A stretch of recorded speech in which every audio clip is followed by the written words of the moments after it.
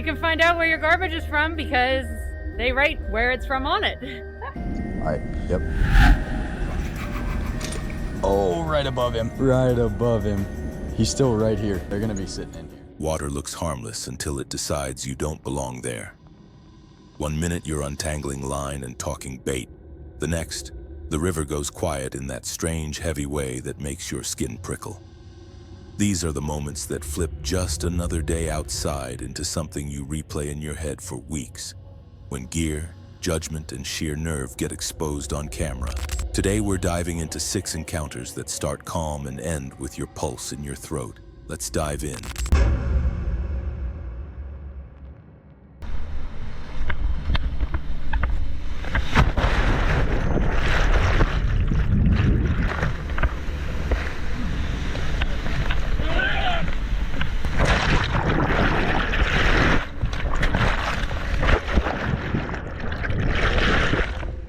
Picture a blue river running like glass through jungle limestone.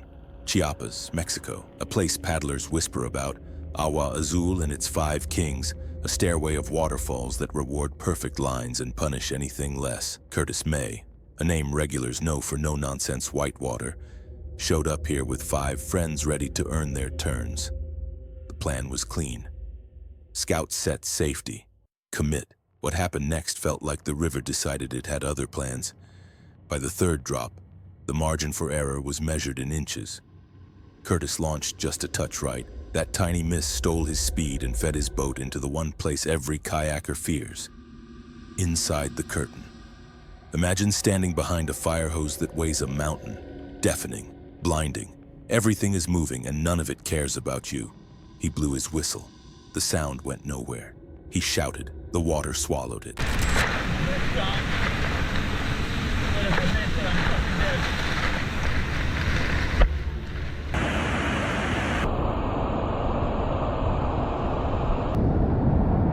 Outside, his crew could hear the river, not him. Minutes dragged into an hour, then more. Behind the curtain, an undercut wall waited, dark, hungry, and close. Curtis felt for seams in the sheet of water with what strength he had left. Charge, bounce back, breathe, try again. Every attempt cost energy he didn't have to spare. Out front, most of the team was marooned below a 60-foot drop. Only 2, Wesley and Isaac, could claw upstream into position, forcing themselves to rerun a brutal 35-footer just to try anything at all. They threw ropes. They tried to punch through. The river said no. Light faded. Options faded with it. That's when Wesley saw something barely there on river right, a thin weakness in the wall. He aimed at it, drove his bow into a place that looked like a bad idea to everyone but a kayaker who has run out of better ones, and vanished behind the white. For the first time in more than an hour, Curtis heard a voice that wasn't the river. A real human voice, close. That sound cuts different when you think you're out of time. Hey, over here! Woo! Woo! Woo! He forced one more push toward it. One more gamble, one more this has to work. Wesley's whistle cracked the noise with 3 sharp blasts. Outside, Isaac heaved on the rope. Inside, 2 paddlers lined up with the undercut kept their bows square and inched toward a sliver of daylight that didn't feel real until it was on their faces. Curtis slid free. It wasn't slick editing. It wasn't a lucky bounce. It was judgment under pressure, trust that didn't blink, and friends who refused to let the river decide the ending. When the footage hit the internet, people called it heroic.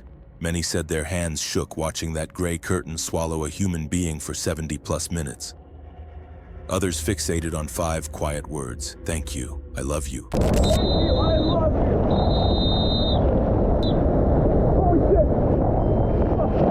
Holy shit! Spilled out in a shaky voice that made the whole thing hit harder. Because that's what it was. Not a stunt. A survival. The lesson lands even if you never plan to touch whitewater. Nature doesn't negotiate. The smallest mistake compounds fast. Experience matters. Preparation matters more. But in the moments that really count, teamwork carries the weight you can't. Everyone wants the clean line clip. Few plan for the clip where it all goes sideways. This crew did. That's why we're talking about a rescue, not a recovery. I'll see you Tuesday. Jack, are you gonna... Top 5, top 10 biggest storms we've seen for this area ever. Last I saw was 15 to 20 foot at the place we're going. You know what? These are all the boards that we need right here. Skim boards, surfboards, body boards, foil boards, ironing boards, water boards in here. This is the busiest channel in the county, and you anchor it. Later. Is he okay? Rescue? Get out of here. My face look alright? Yeah, you're alright. You just got nosebleed. Hold on tight. We'll be alright. Lucky to get knocked the fuck out. Yeah, and I'm not paddling out here for that. It's big. And upper half of my body went numb. I couldn't feel my forehead or my face. I might be slightly concussed. Well, I was drowned yesterday. You got almost knocked out and died today. These reefs are no joke out here. There's a dent in the board from his face. Kind of see it. See the wax? My nose, my eye, and my head hurt so much. He's taking that, man. There's a ton of lionfish. I shot a lionfish. Ow! It stung me. Chapo. Oh! Chapin! Oh! Did your board break? The kid got stung by a lionfish yesterday. Can barely paddle. Paddles out. Breaks his board like third wave. Not having a good time. I'm leaving the Bahamas and there's still waves. We gotta run 500 miles home. Waves are supposed to carry surfers, not try to erase them. But Fue, known to millions for gaming long before he chased monster swells, steered straight into Hurricane Aaron, a Category 5 storm churning the Caribbean into a vertical wall of water. His mission wasn't hype. It was to ride waves so big most professionals wouldn't even launch. The journey started on a 43-foot boat loaded with surfboards, skimboards, and backup gear. Before sunrise, the crew punched out of Chub Cay, heading for a remote reef break that almost never sees humans. Local captains warned them off. Seas were already angry and still building. But turning back wasn't in the plan. Hours offshore, the reality hit. 30-foot swells slammed the hull. Every crash tilted the horizon from sky to nothing but water. The crew rerouted miles out of their way just to stay upright, burning fuel that cost a fortune and leaving no margin for mistakes. By the time they reached the reef, adrenaline had already replaced sleep. Then came the surfing itself. Sets built like moving skyscrapers, walls of green collapsing with explosive force across shallow coral. Drop in late and you'd be held down until your lungs screamed. Fu and his friends paddled anyway. Some rides were magic, clean barrels that spat them back into daylight. Others ended brutally. One rider smashed face first into his own board, nose bleeding, forehead numb, likely concussed. Another speared a lionfish and caught a venomous sting that left his hand throbbing and nearly useless for paddling. Boards cracked. Arms and backs burned from the constant fight against rip and chop. And still they kept going. Lightning stitched the sky. Thunder rolled like artillery. Cameras caught blood on decks and dents in boards, marks of a sea that didn't care about courage. When the storm finally forced a retreat, the crossing home was another battle. 15-foot waves still blocked the route, and one wrong turn could have capsized the boat. By the time the coastline appeared, the crew had nothing left to give except proof. They'd surfed a living hurricane, something so rare most surfers never even try. Their footage shows both beauty and cost. Perfect drops framed by the knowledge that one mistake could have ended everything. Maybe this is the Great Indian Garbage Patch. I mean, there's some small fish in there, but I don't see any big ones. There's so much garbage around here. I mean, some of it's organic, but a lot of it's microplastics. I don't think that's very micro. It's like mega plastic. I literally thought I was gonna hit a car bumper. So all morning I've been dodging this garbage line. And sometimes there's big stuff in it. So we decided we better probably go either to the north or the south of it because we're heading west. So we're looking for a favorable boost west. So either south of the line or the north of the line. In little bags, and then they just tie it at the top with elastic's really tight. Like there's like soup in there or something. But that's what this is. I guess it just gets thrown in the ocean. Or ends up in the ocean somehow. I don't know. Maybe they just dump the garbage in the ocean. Like they put it in bins and dump it in the ocean. I have no idea. Yep, you can find out where your garbage is from because they write where it's from on it. It's not really hard. It's not a big mystery. Not because he wants to. We've been driving through garbage for days. Like a long liner because he has huge sticks on the front for the marking the ends of the long lines. I always hate it when they come and check us out at dusk. Gives me the EBGBs, I don't know why. Flat water, no wind, a horizon that looks painted on. That kind of calm should feel safe until the ocean starts sending you messages. First, it's a plastic bag riding just under the surface, slow and sneaky. Then bottles, foam, whole lines of trash stitched together by current like a conveyor belt to nowhere. Ben and Ashley pushed their family catamaran west anyway. 2 small kids on board, heat like an oven door left open. The prop clicks, speed drops, something's wrapped. Ben kills the engine and stares over the side at a limp shape hovering a meter down. Not a jelly, a bag, the kind that rides just deep enough to be invisible until it's too late. He pulls fins on and goes in. The ocean looks like glass, but there's push in the water. Quiet, steady. The kind that will slide you off the boat before you know it. He clears the bag from the paddle wheel, checks the transducer, and kicks hard back to the ladder. Speed returns. Problem solved. But the message is clear. Out here, you can run into 1,000 things you never see coming. Days smear together.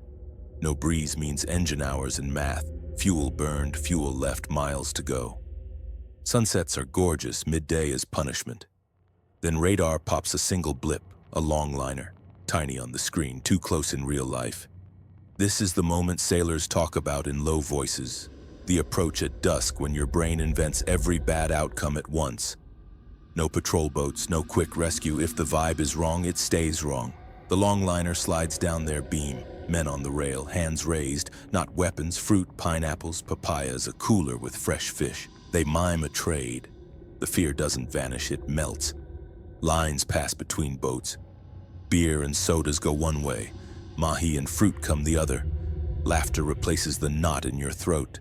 No shared language, just human footing found in 30 seconds flat. And then they're gone, back into the empty, swallowed by blue and heat and distance. The family eats cold fruit and breathes easier. The night settles in. The engine hums. The trash lines return in the morning like nothing happened.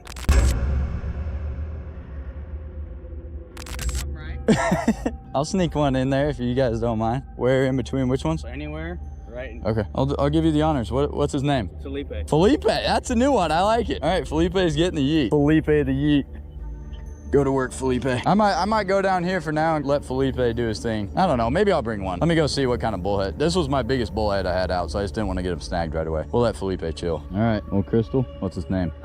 Jose. Is this swimming? In my mud. Oh, yep, he's good. Jose be kicking. All right, we're gonna yeet Jose. Good luck, Jose. Go to work. I just bounced it into a deep hole. Jose might do some good work out here. All right, Jose's in a deep hole. Go to work, Jose. Do me justice. Close. We're gonna get old Crystal one lathered up on the boat. We're gonna throw him on top of the fire. Y'all are gonna see a gar catch cleaning. Hopefully topped with a big flatty. Okay, hold on. All right, yep. Oh, right above him. Right above him. He's still right here. They're gonna be sitting in here. We should be able to do some gar shooting while waiting for a kitty. So when you're bow fishing, you always aim low when it hits in shallow water here, but when it hits the water, it goes like this.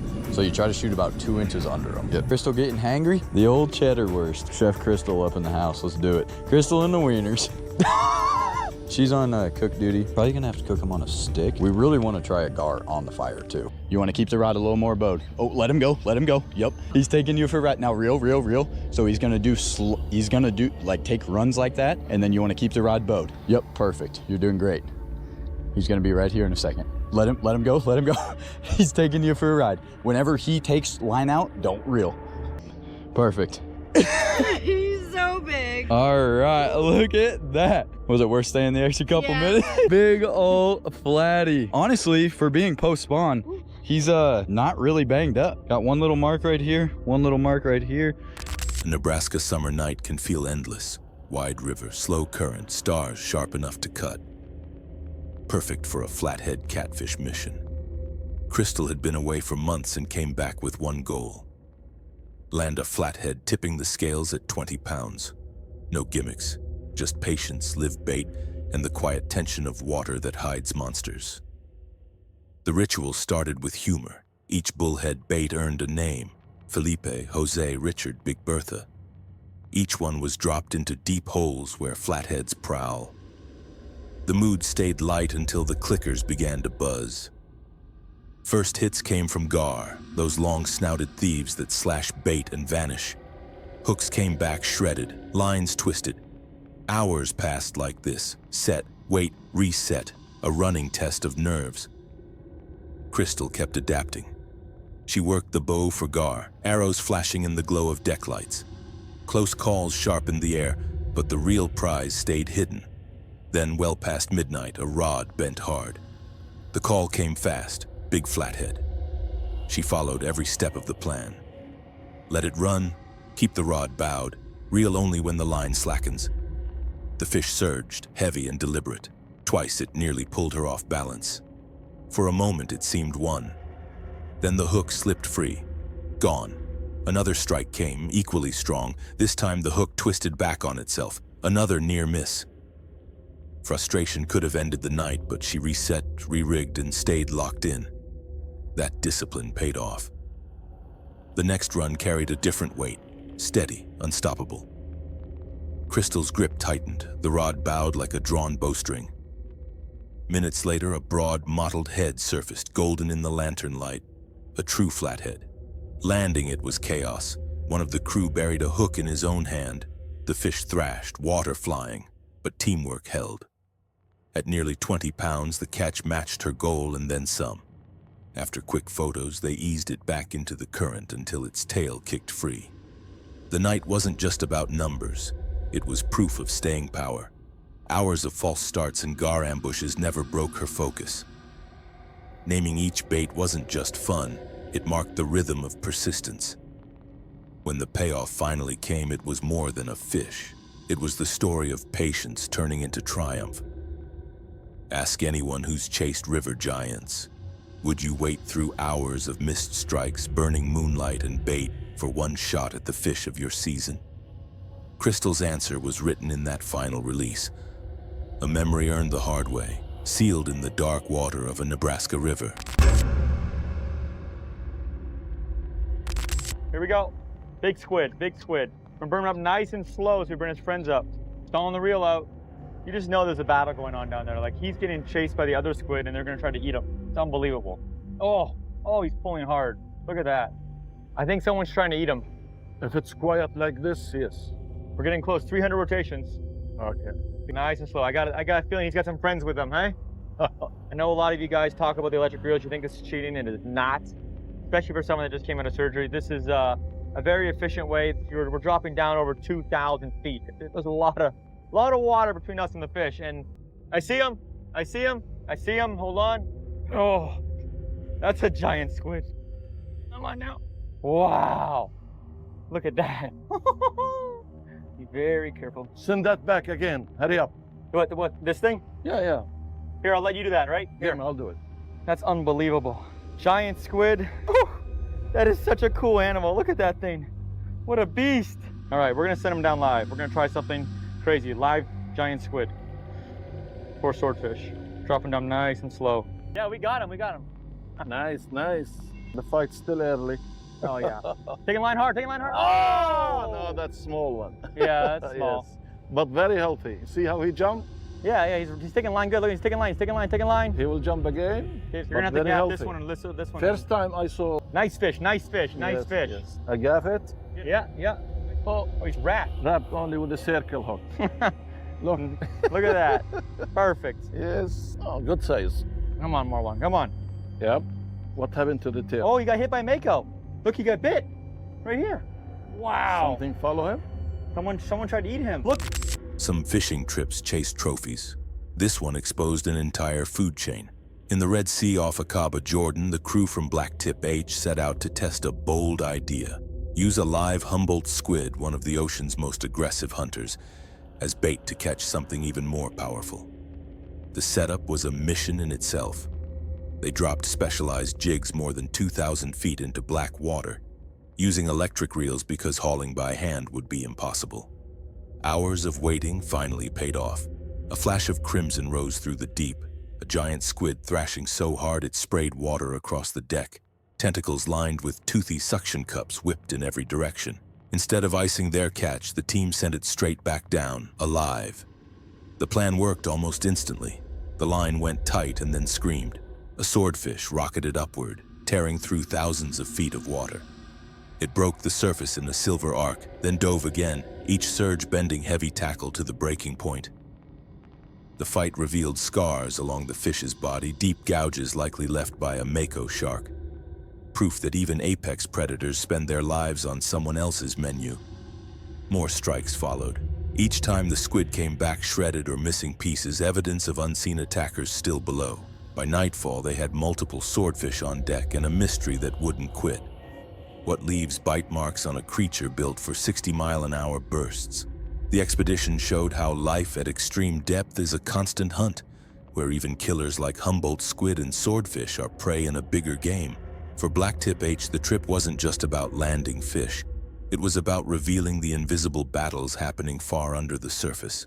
Fights so fierce that only fragments reach daylight. The video leaves you staring at the ocean differently, knowing that beneath every calm horizon is a world of predators we've barely begun to understand.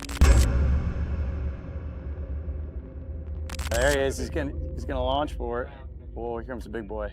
That's sneaky. Not all danger hides offshore or under miles of water. Some waits right at the surface, perfectly still until the second it strikes. In Australia's Northern Territory, the brave wilderness team set out to show viewers exactly what that looks like in the flesh. Their target, the saltwater crocodile, an apex predator older than the Amazon rainforest, built for ambush and sudden violence. The setting was the Adelaide River, a place where every ripple can mean teeth. Coyote Peterson and his crew motored slowly through water the color of brewed tea, knowing dozens of salties were already shadowing the boat. For every set of eyes above the surface, several more remained invisible below. The first approach looked calm. Then a massive croc exploded upward, jaws snapping shut on a dangling bait with a sound like a tree trunk splitting. Again and again, 12-foot giants launched almost their entire bodies out of the river, showing the raw muscle that lets them ambush prey in a blink. Cameras caught the force in high detail. Huge heads, bone-crushing bites, and tails that could knock a person off balance before they even saw what hit them.